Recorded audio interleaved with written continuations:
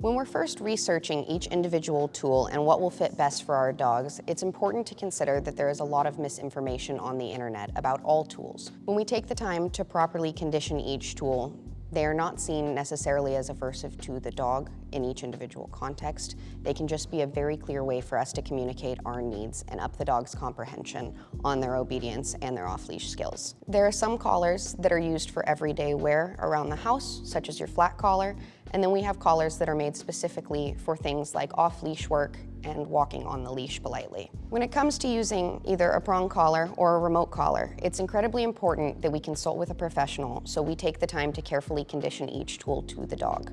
This isn't something that we just want to put on our dogs and take them for a walk and let them figure out for themselves. Each individual stimulus means different things to each individual dog, and it's important that they have full understanding before we expect them to use this in the real world. The usage of each collar can be quite nuanced depending on what your individual goals with your dogs are.